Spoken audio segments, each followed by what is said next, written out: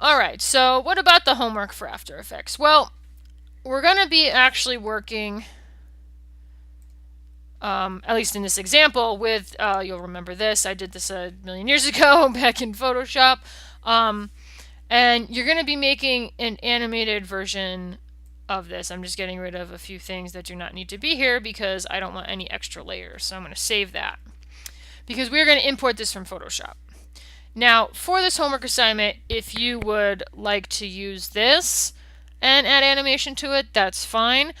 If you know what you're doing for your promo video, then I would, you can use this homework assignment to do that. You don't have to, do the work twice. So if you already know what you're adding captions to and you want to add animated captions to a couple pieces of your artwork, you can go right ahead and do that. Some people in class already have.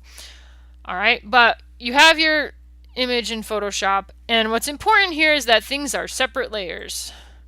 Text is a separate layer from the rectangle, and I should, just to show how well this works, I'm going to rename my layers because they actually shouldn't be named that lamely anyways. All right, there we go. So, separate layers. That's the key. And make sure that if you've been working on it that you save it. There's no little asterisks up here because if you haven't saved it, it's not going to import properly. All right, so to import, I'm not even going to go File Import. I'm lazy. I'm going to double click here.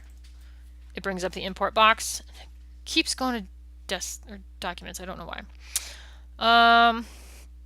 Let's see.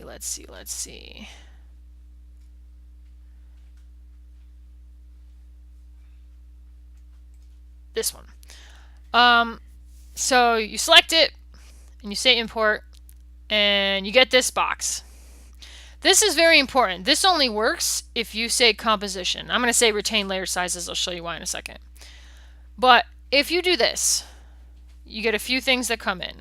You get a folder that says background layers, and you can see that it's your layers and they are separate, which is wonderful.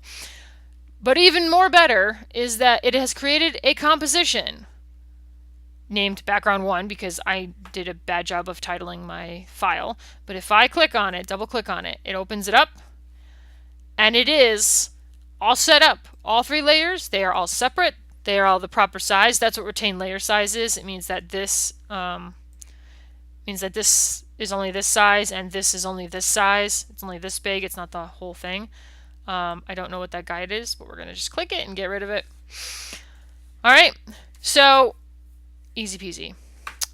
So now what do I want to do? Well, I want to add some animation to it. I'm going to show you the very most basic, typical thing that gets done with something like this. You are more than free to do different things. All right, so this is just an example. First off, we're going to lock the background layer because I don't want to accidentally mess with it. All right, and then we're actually going to lock the text layer and make it invisible because I'm going to do that later, right? I'm trying to limit how many things I can mess up. So now we've just got the rectangle. And before I go any further than this, I should mention something that happens quite often, especially if your mouse is set to be relatively sensitive. After Effects is especially sensitive to what the mouse does. And if I accidentally double click, this happens. And like, this all looks completely different down here and you don't see your other stuff. If you look over here and it does not say composition, it says layer or footage, you're inside that one little piece. You'll remember in Premiere we had 2 windows, one on the left, which is what you were actually the whole timeline, and one on the right, oh boy, I just got that backwards. One on the right is the whole timeline, pardon me. The one on the left, you were inside the footage and you could kind of make some changes to it. It was isolated, so it was a little bit easier to make changes to. This is the same idea. And if this accidentally happens, just, turn it off. But it is a known problem that it's just so easy to double click on stuff. It's not you, it's the program. I've actually, on my own personal computer, I have told it that double clicks have to be wicked fast, right? I've turned up that sensitivity so that it'll only do double clicks if I just like did it, because otherwise it just always thinks it's a double click and it's annoying. Okay, The other thing that happens, and I do not know why, you'll see this looks, well, I don't know, it's on a YouTube video, but when you bring your stuff in, you might look at it and go, oh my gosh, this is so fuzzy, it looks terrible, what did I do wrong? You didn't do anything wrong. Down here, you see this resolution? When you import layered things from Photoshop, After Effects right now anyways by default, it always changes it down to quarter resolution. This is not a permanent thing. It would never render like this. This is a display thing because full, which looks much nicer, can be very hard to render when you're talking about video. Video, film is 23, 24, 25 frames a second. When you have a large file with many pixels multiplied out times that many frames per second times 30 seconds, that's very render heavy. 1/4 of the pixels means it's only having to render 1/4 of the thing. So especially if you're working on a laptop or your computer at home, you may need to set that up like that so that you can actually, because if you don't, you might have a lot of lag. You move the time marker and then the time marker actually moves. That's pretty common. I think it brings it down to 1/4 just to, I don't know, kind of mess with you. But it's not about rendering. It's just about how it looks in here. All right, so, excuse me. I'm going to move my time marker out to 2 seconds. It's an arbitrary number. I can always change it later. Because I want this to scroll out. Whoops. All right, very, very typical thing to do with one of these bars. You've seen about 1 million lower thirds. You might not have noticed it. It's in every documentary, newscast, ESPN, the whole 9 yards, and they sometimes fade in, especially in the news ones, and on something like the History Channel or one of those other quote-unquote documentary type things, you might see them scroll out. So I'm going to show you how to do that. Step 1 is always move the anchor points. So I get the pan behind tool and I drag it over here and I get it as close to the edge as possible. All right, and then I get my regular thing back because I'm going to scale it. Ooh, there's a mask on this. That must be left over from my what I had in Photoshop. Let's see if there's a mask on. Yeah, no, that's just something I did in Photoshop. But transforms is what we want to work with, and scale in particular. So I'm going to turn on animation for scale.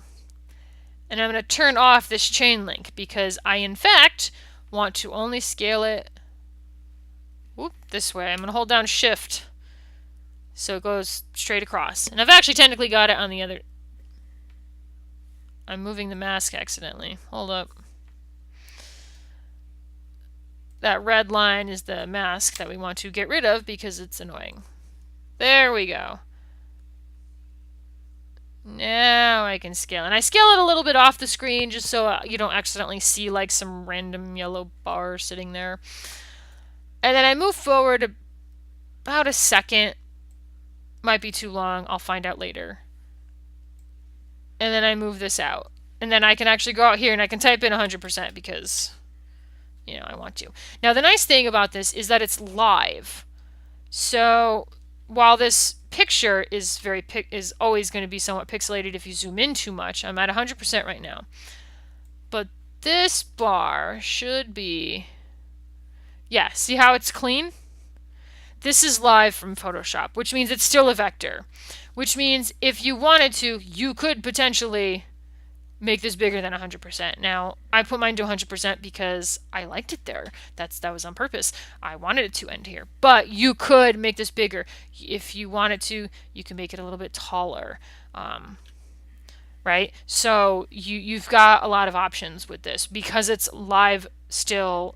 After Effects can read vector forms just like Photoshop, Illustrator. Illustrator too. Bring anything in from here, it should still be live. All right? Okay, so that should now scroll out. And as I said before, I can't preview it because I don't want to. Well, I'm going to pause this. Sorry about that. Got a low on memory error, which is no good. All right, hopefully I can finish this before it crashes. So, animated the scale. I am not going to preview this, but so I can't see exactly how fast it goes, but if you want to see how fast it goes, you have to press the play button. All right, so I got it where I want it, and I can lock it, and then I can unlock and make visible my text. And I'm going to put my time marker slightly after this last keyframe for the scale because I don't want the text to show up until after this background comes out, right? Like that's no good. I go to this, transform, turn on the stopwatch for opacity, turn it down to 0 because obviously it has to come up for nothing. Go over here, turn it up to 100%, and I'm sure it's going to fade in. Please don't crash, please don't crash. All right, so it's going to go from 0 to 100. All right, and that's all you need to do is animate a couple of things into a caption. You may use your old caption from before if you would like. Otherwise, make up something new if you would like to, or you can make stuff for the promo video if you want. And feel free to email me any questions, but I need to make this short before the entire thing crashes and we lose all our lessons. So I'm hoping this helps, but like I said, if you have any questions, please contact me.